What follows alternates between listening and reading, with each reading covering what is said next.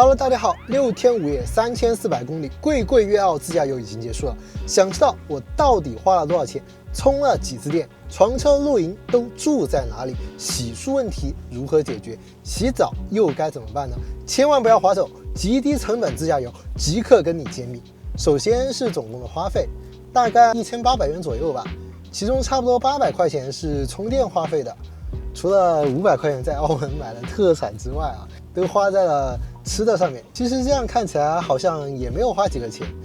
充电的话，我的是22款的海豹 EV 长续航版，82.5度的电池，目前电池健康95%。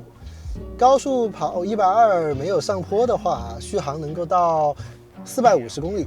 一共充了差不多10次满电，期间有去服务区上洗手间之类的，我也是顺便插枪充上的，所以就按满电计算了。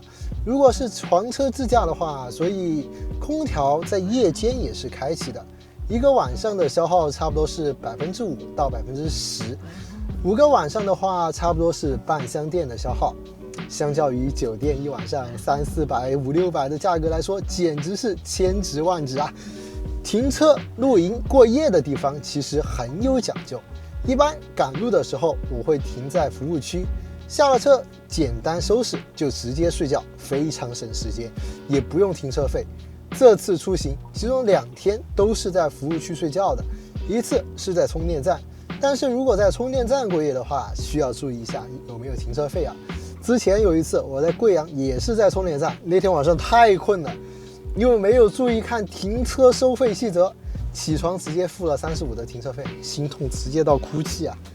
还有一天是在珠海横琴的一个商场停车的，这个商场在某书非常的出名啊，因为它免停车费，而且距离横琴口岸非常近，打车只要11、12块钱，所以很多自驾游的人都把车开到了这里，然后打车去口岸去澳门。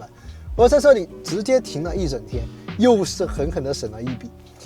因为本次在广州游玩了一天，停车其实也是一个问题。我这里误打误撞找了一家茶餐厅，叫邱大六仔记，打电话跟商家说我要停车，商家让我停旁边的停车场，然后说自费啊。听到自费，我本来以为几块钱，结果到了直接傻眼，18块钱1个小时，我差点以为我眼睛花了，马上调转车头开出去。我直接运气好，找到一个断头路，将车停在了滨江路靠近江边的位置，绝美江景和广州塔尽收眼底，旁边50米还有公共卫生间，关键是1分钱都没有收啊，爽到离谱。但是平时这里会不会收费我就不知道了，因为那天是5·1嘛，5·1的时候估计有那个什么政策吧。然后那家茶餐厅我是狠狠的吃了2顿啊，尝了不同的菜品，味道还是非常不错的。为什么呢？因为停在那儿不想动，也去不了什么其他地方，太热了啊。然后那家店价格也是非常的实惠，味道我觉得也还行啊。想要看看江景又不想给停车费，还想吃个茶餐厅的话，可以抄一下作业，可以抄一下我的作业，好吧？关于洗澡的话，如果你携带了一次性浴巾和沐浴露，可以找一个带淋浴间的健身房啊。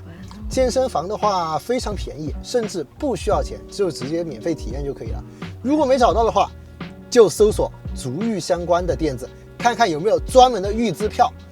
如果没有，那就奢侈一把，去按个脚，也是带淋浴的，或者洗浴中心，顺便还能吃一顿自助，舒舒服服的休息一下。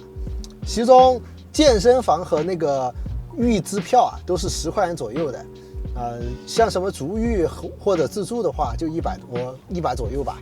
其实大家不用思考太多，随时都可以出发，低成本就能玩得尽兴，不用纠结要赚够多少钱再出去玩，也不用纠结时间到底够不够，也不要怕走马观花。